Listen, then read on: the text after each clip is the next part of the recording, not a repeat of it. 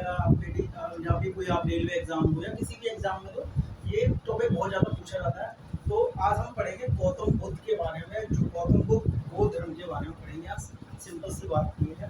तो बौद्ध धर्म के बारे में शुरू करते हैं और हम धीरे धीरे करके इनके क्या क्या क्या चीज़ें थी, सारी चीज़ें हम बौद्ध धर्म के बारे में डिटेल में पढ़ेंगे। और अगर मैं बौद्ध धर्म, आप हेडिंग डाल सकते हो बौद्ध धर्म।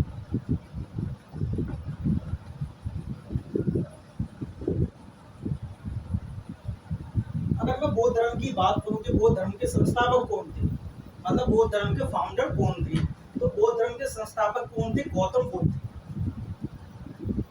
अगर मैं इनके संस्थापक की बात करूं तो कौन थे? गौतम बुद्ध।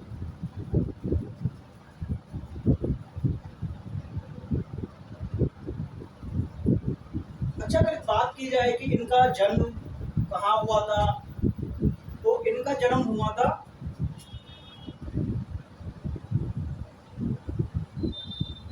लुम्बिनी में।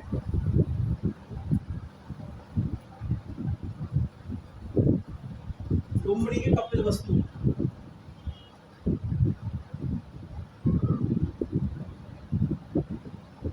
कपिलवस्तु में इनका जन्म हुआ था। कब हुआ था इनका? 563 BC।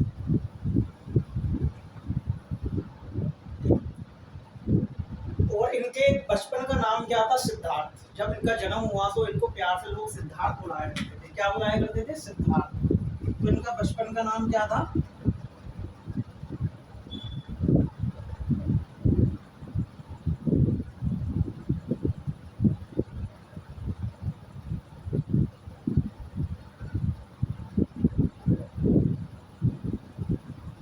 इनके बचपन का नाम सिद्धार्थ था। और इनके पिता का नाम था शुद्धोधन।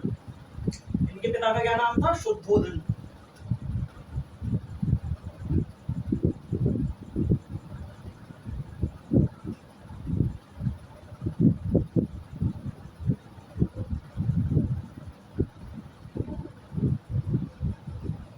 ठीक है, ये मैंने आपको 4-5 चीजें बताई। इनका संस्थापक कौन थे? बौद्ध धर्म के गौतम बुद्ध थे। इनका जन्म कपिलवस्तु 563 BC में हुआ था। और इनके बचपन का नाम बताया जाए तो इनका बचपन का नाम सिद्धार्थ था। और इनके पिता का नाम शुद्धोधन था। अच्छा, इनको एक नाम से और पुकारा जाता है, गौतम बुद्ध को, लाइट ऑफ एशिया।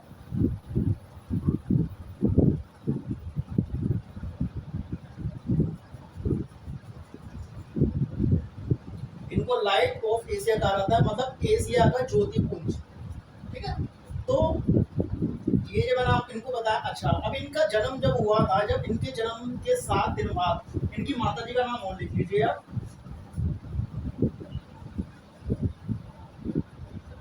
महामाया, या फिर कहीं कहीं माया देवी भी लिखा होता है। ठीक है, कहीं कहीं माया देवी भी लिखा जाता है। तो जब इनका सिद्धार्थ का जन्म हुआ था, तो उनकी उसके 7 दिन बाद ही इनकी माता जी की मृत्यु हो गई थी। तो इनकी जब माता जी की मृत्यु हो गई थी, तो इनको जो पालने वाली माता जी थी, इनकी छोटी बहन थी, जिनका नाम था प्रजापति गौतमी।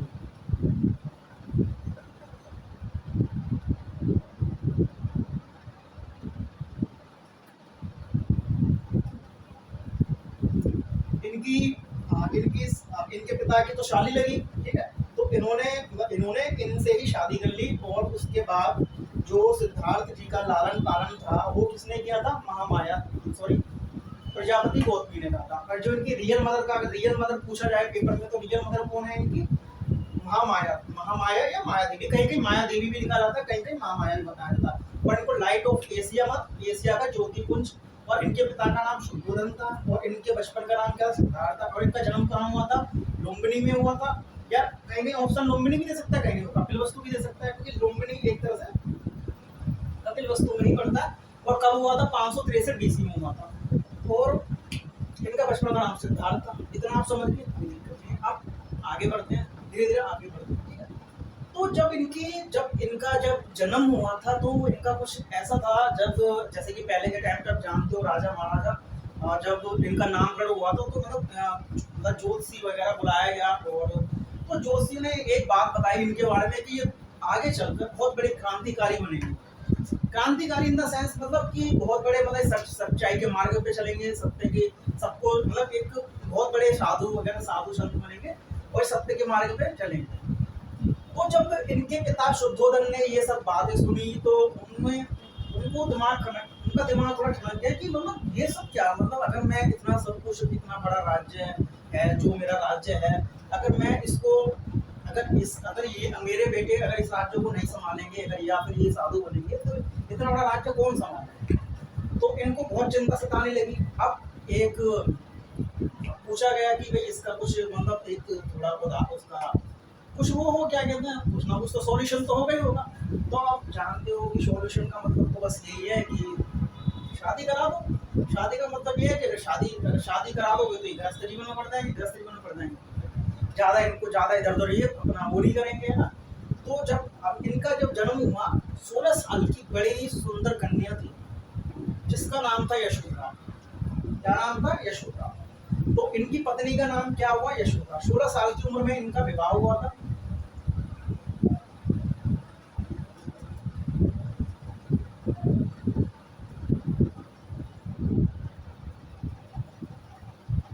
और पत्नी का नाम क्या था? यशोदा।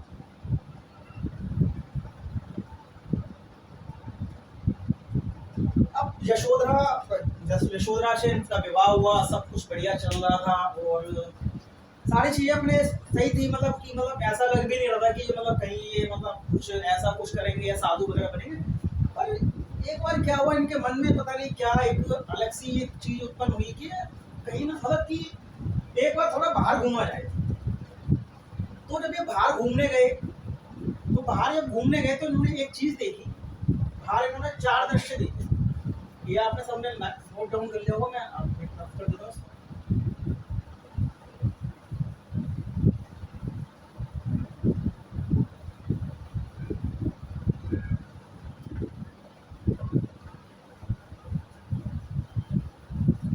इन्होंने 4 दृश्य देखे। भाई देखो घूमने की तो सबकी इच्छा होती है भाई। अब ये क्या था जब इनका जन्म हुआ था ना तो ये हमेशा महल में ही रहते थे, ना ज्यादा कहीं बाहर निकलना, क्योंकि आप जानते हो पहले के जो महल थे महल में ही सारी सुख सुविधाएं मिल जाया करती थी, तो इसलिए बाहर से इनका जाना कभी हुआ नहीं। तो जब ये अपने एक इनके घोड़े का नाम जो मतलब अपने किस एक सारथी के साथ जाते हैं जिसमें सारथी का नाम होता है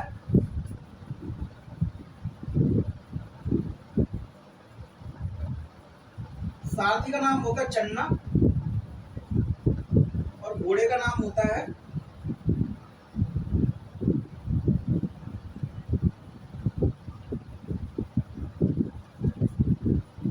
कत्थक।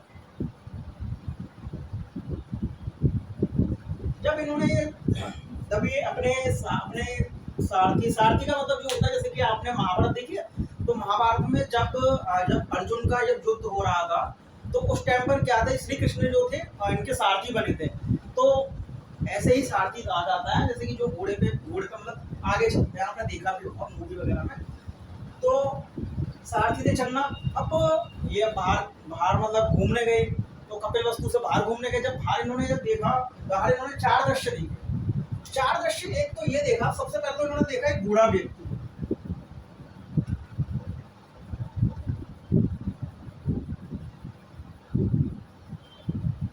इन्होंने सबसे पहले बूढ़ा व्यक्ति देखा और बूढ़ा व्यक्ति देखने के बाद ये सारथी से पूछे ये क्या है, ये ऐसा झुककर क्यों चल रहा है। तब वो सारथी तब उनके तब चन्ना ने बताया कि ये तो एक प्रकृति का नियम है, जो पहले बच्चा बड़ा होता है फिर थोड़ा जवान होता है उसके बाद बुढ़ापा होता है, सबका यही हाल होना है, आपका भी यही हाल होगा और मेरा भी यही हाल होगा। एक ना एक दिन आपकी यशोधरा जी का भी वही हाल होगा और पिताजी का भी आपका यही हाल होगा। तो ये बड़े असमंजस में पड़ गए कि ये क्या चीज है, तो मैंने पहली बार देखा इस तरीके का सिनेरियो। और तब ये फिर क्या होता दूसरा व्यक्ति देखते हैं, ये बीमार व्यक्ति।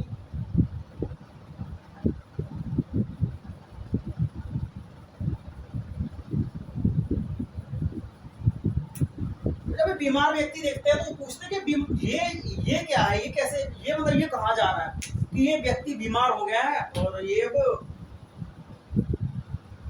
या तो लास्ट स्टेज पे चल रहा है। तो अब ये फिर ये सोचते अब ये थोड़ा और आगे चलते हैं तो आगे चलते तो आगे देखते तो एक मृत व्यक्ति देखते हैं। अब मृत व्यक्ति देखते तो पूछते हैं कि ये लेटा क्यों है भाई, ये बताओ ये लेटा क्यों है। तभी इनको पता चलता है कि ये बंदा मर चुका है।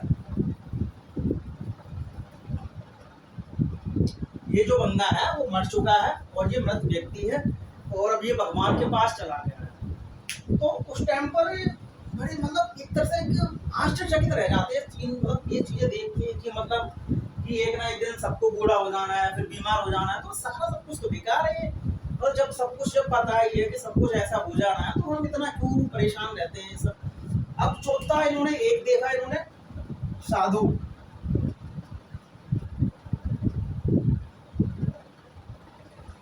अब चौथा इन्होंने साधु देखा। साधु बड़ा ही मुस्कुराता हुआ मंद मंद मुस्कुराते हुए चलते जा रहा था। और साधु जी भाई साहब जब निकल के जा रहे थे तो भैया चन्ना जी से पूछा इन्होंने कि ये कौन है। इन्होंने कहा ये साधु हैं और इनका मतलब मोह माया से कोई लेना देना नहीं है और ये भगवान की आस्था में लीन रहते हैं और हमेशा भगवान के साथ जुड़े रहते हैं।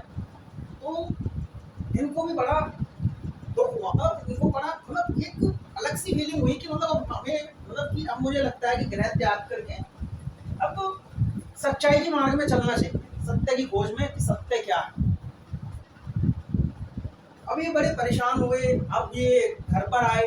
अब घर पर आने के बाद ये सोच रहे थे कि अब भाई क्या किया जाए। अब इनकी वाइफ थी, अब इनकी वाइफ यशोदा थी, वो इनको बड़ा मनाने की सोचे कि भाई क्या हुआ, ऐसा क्या हुआ कि तुम जब से बाहर से घूम कर आए हो तो सब कुछ बदले बदले से नजर आ रहे हो। जैसा कि आप जानते भी हैं थोड़ा बहुत कि मतलब जब कोई इस तरह की चीजें देख ले तो थोड़ा बहुत लगता तो है कि ये क्या मतलब एकदम से अलग सी चीजें देखने को मिल रही हैं। तो जब चार दृश्य देखने वाले इनका मतलब इन्होंने फिर एक फैसला कर लिया कि अब मैं ग्रह त्याग करूंगा और सत्य के मार्ग पे चलूंगा, सत्य की खोज करूंगा कि सत्य क्या है। अब इनकी जो पत्नी थी वो मतलब मतलब माँ बनने वाली थी, मतलब गर्भवती थी। इनकी माँ, इनकी जो पत्नी थी वो गर्भवती थी। तो क्या था अब तो जैसे अब इनके अभी महल में बैठे थे, अब एक सीट पर बैठे थे। तो पहले के टाइम पर क्या होता था जब राजा महाराजा मतलब जैसे राजा महाराजा के कई बच्चे होते थे तो एक बेटे की बड़ी खुशी मानी जाती थी। और आज भी आप जानते हो बेटे को बहुत ज्यादा प्रायोरिटी दी जाती है अपेक्षा लड़कियों के। तो उस टाइम पर जब क्या हुआ, जब इनकी जब मतलब एक औरत आई और कहा कि महाराज की जय हो, महाराज की जय हो, महाराज की जय हो, पुत्र हुआ है, पुत्र हुआ है, पुत्र हुआ है। तो अब ये सिद्धार्थ जी बड़े परेशान कि यार कि पहले ही वैसी समस्या चल रही थी, अब ये तीसरा और आ गया, अब ये और समस्या आ गई। तो उस टाइम को बड़े सोच में पड़ गए कि यार मतलब कि मैं तो वैसे भी ग्रह त्याग करने की सोचा था, अब ये और आगे तो मतलब जानता हो मतलब लोगों को बहुत बुरा लगेगा कि ये कैसे मतलब पिता है, ये ऐसे अपने 2 दिन के मतलब एक बच्चे को साथ ऐसे करके छोड़ के चले गए। तो तभी इन्होंने कि मतलब राहु का रास्ता मतलब एक तरह से इन्होंने नाम दे दिया राहुल। मतलब इन्होंने राहुल एकदम से बोला। राहुल का मतलब होता है कि एक तरह से रास्ते का बाधा हो या रुकावट कह सकते हो आप। तो ऐसे ही इनके पुत्र का नाम राहुल रखा। पुत्र का नाम क्या रखा गया? राहुल।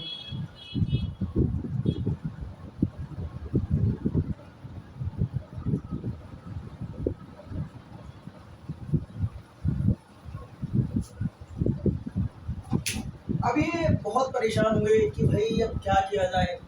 तो फिर उन्होंने एक सोच लिया कि अब मुझे खैर त्याग करना ही है। भाई जब सोच लिया फिर क्यों डरना। तो इन्होंने फिर 29 वर्ष की अवस्था में ग्रह त्याग कर दिया इन्होंने। तो 29 वर्ष की अवस्था में जब इन्होंने ग्रह त्याग किया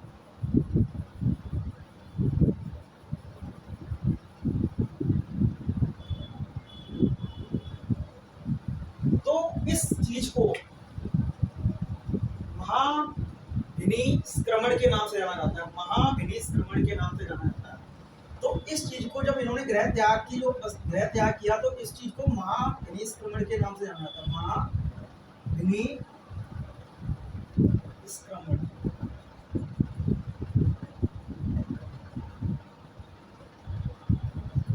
अब ये इसके बाद फिर इन्होंने अपने जब ये अपने वहां से अपने घर से बाहर निकल गए और इन्होंने जब गृह त्याग कर दिया, तो इन्हें फिर मतलब कुछ गुरु मिले। एक का नाम था अलार का नाम,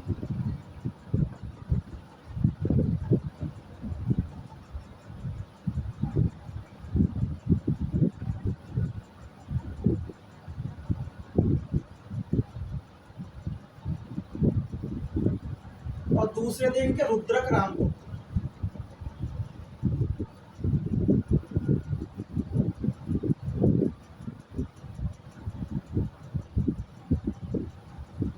दूसरे थे इनके इनके इनके क्या नाम है, रुद्रक राम को, जिन्होंने अलार कलाम से तो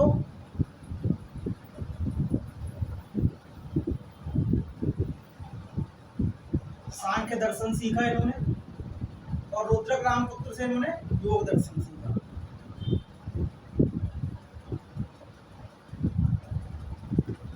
अच्छा, ये सबसे ज्यादा जो घनिष्ठता इनकी थी रुद्रक राम पुत्र से थी।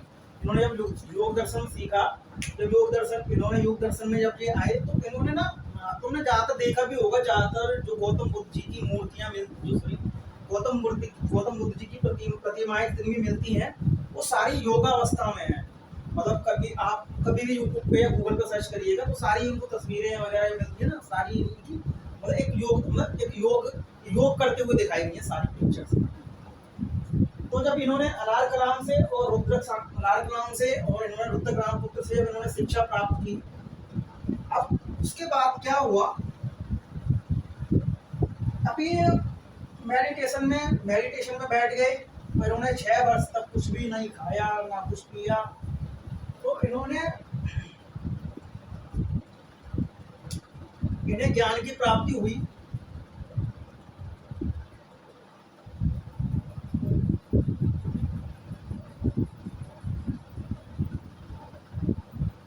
इन्हें ज्ञान की प्राप्ति कितने वर्ष की अवस्था में हुई? 35 वर्ष की अवस्था में।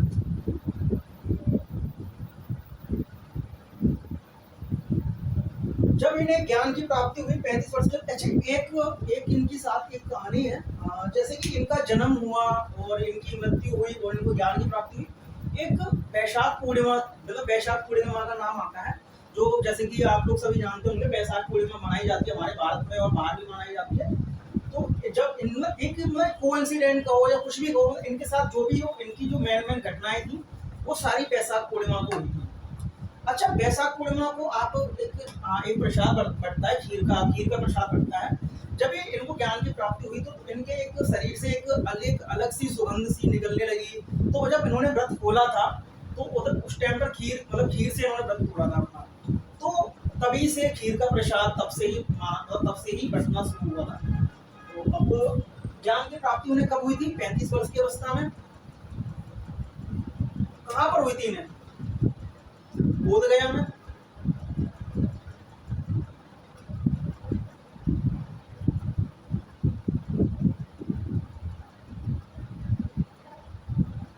ज्ञान की प्राप्ति इन्हें बोध गया में हुई थी। अच्छा, उसके बाद क्या हुआ, इन्होंने अपने उपदेश देने शुरू करे। अच्छा, पहले जब उपदेश देने शुरू करे तो इन्होंने सबसे पहले जो उपदेश दिए थे, जब ये गृह त्याग करके जब अपने घर से बाहर निकले तो इन्हें मतलब उस टाइम पर क्या था, इन्हें 5 मित्र कहो या 5 सखा मिले थे इन्हें।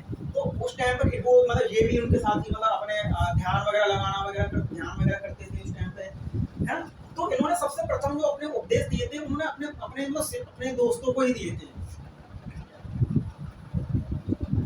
तो बोध गया में इनको ज्ञान की प्राप्ति तो सर्वप्रथम इन्होंने उपदेश अपने दोस्तों को दिए। और इन्होंने सबसे प्रथम जो उपदेश दिया था, इन्होंने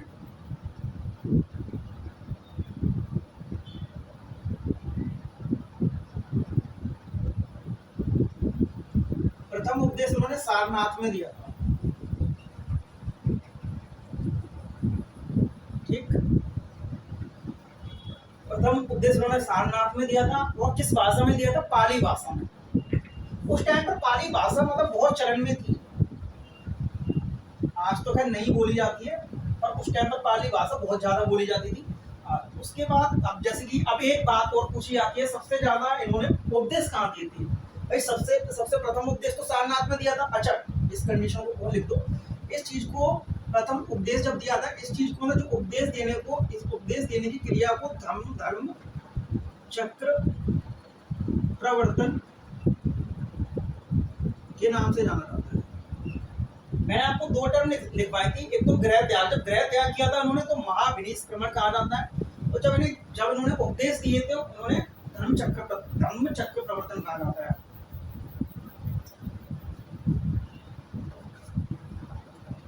ठीक है, कितना समझ में आ गया? अच्छा, वो इन्होंने सबसे ज्यादा तो सर्वाधिक उपदेश कहाँ दिए थे इन्होंने? श्रावस्ती में।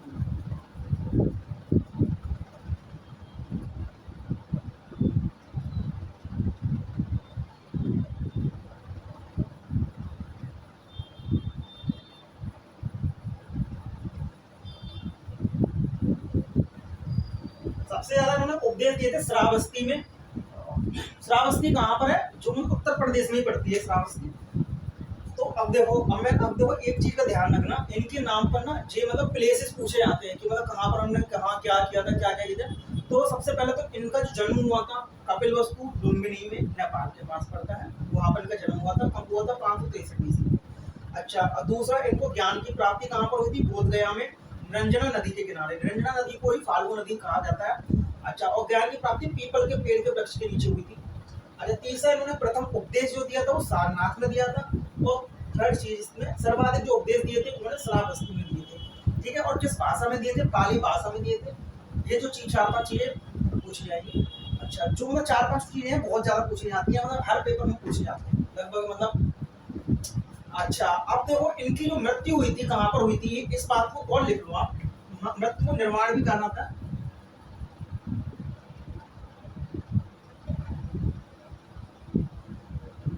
इनकी मृत्यु हुई थी आपकी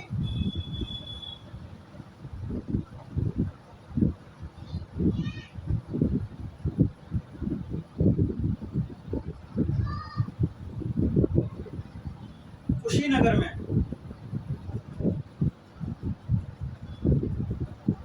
इनकी मृत्यु कुशीनगर में हुई थी।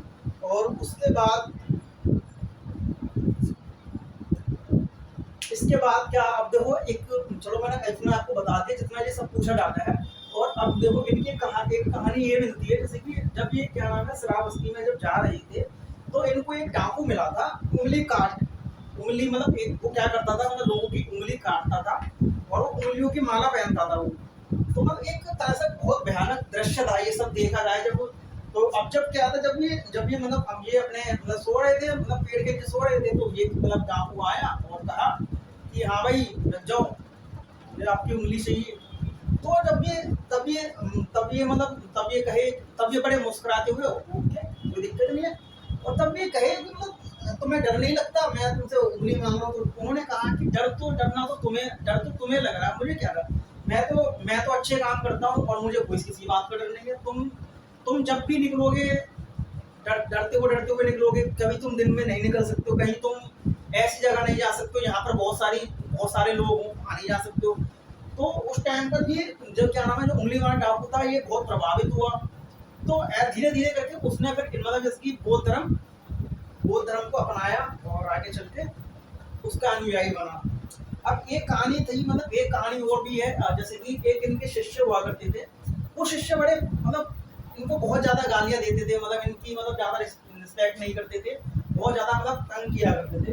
तो एक बार क्या किया उन्होंने उनको स्टेज पर बुलाया कि भैया आ जाओ, और उन्होंने कहा कि बेटा दो, जितनी तुमसे गालियां दी जा सके उतनी दो। ये मतलब जो इनके शिष्य थे 2 घंटे तक गालियां देते रहे। अब इसके बाद फिर उन्होंने कहा कि तो वो शिष्य कह रहा कि अब मैं थक गया गुरु जी। अच्छा, अब उन्होंने कहा कि थक गए तुम, अच्छा तो एक बात का जवाब दो, अगर मैं तुम्हें कोई सामान दूं, अगर वो सामान तुम ना लो तो सामान किसका हो गया? वो ऑब्वियसली बात है सर, वो आपका ही हो गया। तो बस मैं भी यही कहना चाहता हूँ कि आपने मुझे गालियां दी और मुझे आपकी गालियां नहीं चाहिए, जाहिर सी बात है वो आपकी हो गई। तो इस तरह की कहानियां इनके बारे में मिलती हैं। अच्छा, अब इसके बाद आगे की कहानी हम सेकंड पार्ट में पढ़ेंगे। और आपको वीडियो अगर पसंद आए तो लाइक करना, सब्सक्राइब करना, कमेंट करना, शेयर करना। और तब तक के लिए बाय बाय, टेक केयर।